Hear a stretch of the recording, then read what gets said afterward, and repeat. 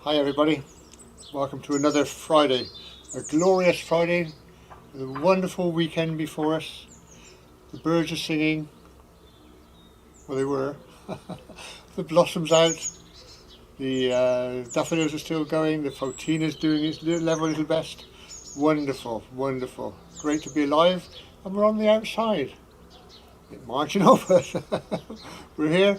That, by the way, before you ask, is an old television aerial which you knew as being, as they say these days, repurposed as a climbing frame for eclipses. Right, now, we've got a bit to get through this week. So, matters arising. In the last vlog I was showing you some pictures of the debris building up on the river bridge just down the road there. Wondering how it was managing to balance itself there. Well, that's now all gone. I've asked around to see whether it actually was cleared out by the Rivers Trust or whether it just, as we thought it might, overbalance and disappear. Nobody seems to know, unfortunately. Now, on that, Sharon Idle, who says she's not a hydrologist, but she did study this sort of thing earlier in her life. Earlier in your life, Sharon? I had you down as a slip of a girl. Another illusion shattered. But Sharon went on then to describe what she thought was happening in amongst there and how these things occur. And it's very well worth a read. If you haven't already read it, and I know some people have because they've added other comments on it. If you've not already read it, I suggest you give it a go because it's very interesting.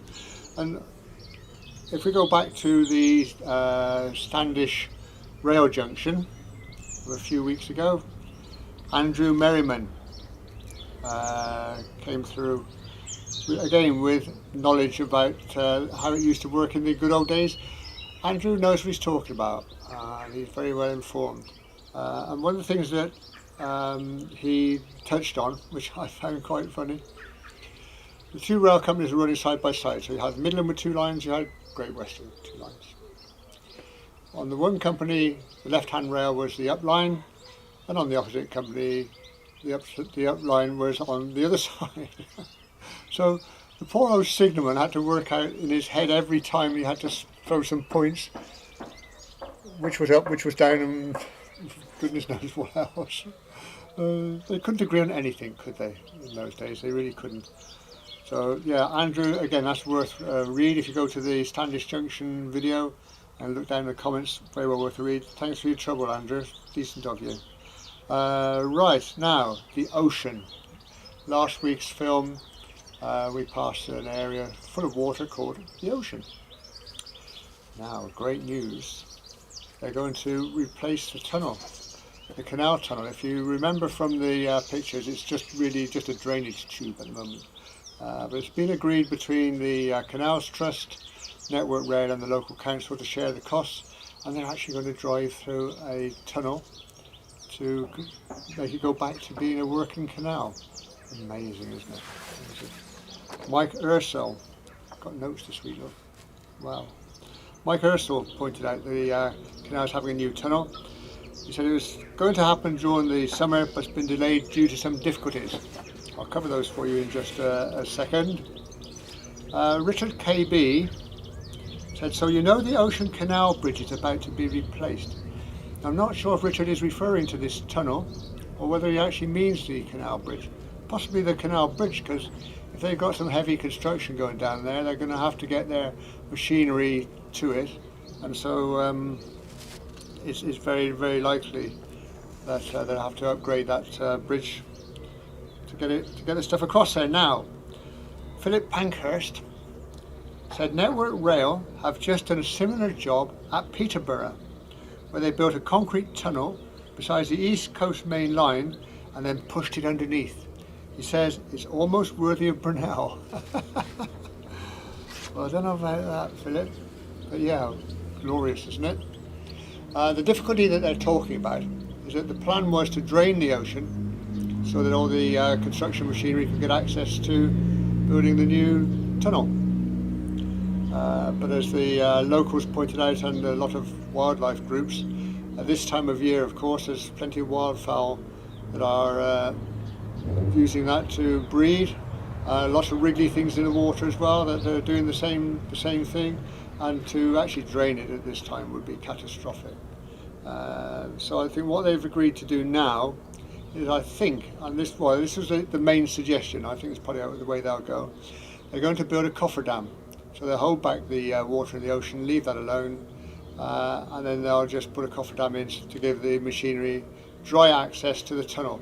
But that's going to be fabulous, isn't it? The thing is, I'm not quite sure what access will be allowed. Probably not a great deal, you'd have to think, wouldn't you?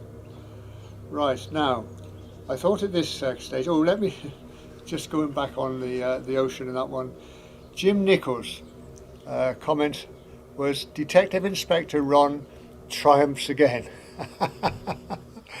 Jim, you're reading too many novels, mate. You want to get out a bit more. Well done. Right, now, I thought at this stage, we've got new people joining the channel all the time, and I thought maybe they'll get a little bit confused by this reference to virtual this and virtual that. So, I take you on a virtual walk every other week, and level crossing Tim, yeah, you knew it'd be him, didn't you? You knew it'd be Tim. On one of our walks, suggested that he would, since it was a virtual walk, he would bring his virtual sandwiches. We then started a whole thing running then, started a hair running with people suggesting what their virtual sandwiches might contain. So, some of it was edible, and I think some of it was slightly suspect, but there you go. And then of course it just grew from there. Gary Dwyer came up and said on one of the walks, looked a bit muddy, he was wearing his virtual Wellingtons. And we've had virtual everything from there. So if you're new and you want to join in, feel free. It's that sort of channel. Right, now, next week, not railway, not canal, a Cotswold walk. Yay! I mean, we're outside, it's not too bad out here. I wouldn't say it's boiling hot, but it's not too cold. It's probably perfect walking weather. So it won't be long before we're allowed out and we can go and walk the Cotswolds or walk in your favourite area, wherever that might be. Perhaps you'd like to let us know. And so I'm doing a walk next week, next Friday, from Daglingworth. I always want to call it Daglin Ford. Daglingworth, I think it is. Anyway, it's just north of Cirencester, so it's not far away from here. And it's one that you could easily do. We did get misplaced on the walk. Here on Parkinson's walks, of course, we never get lost, but we do occasionally get misplaced. It wasn't my fault, the signpost was partially hidden. That's my excuse and I'm sticking with that. But other than that, it's a walk you can easily do and it's rather glorious. So come and join me there, and we're going to have a lovely walk around the Cotswolds, look at a few old churches and the like. Rather grand. Now, any other business is next up? Any other business? No? Right, okay.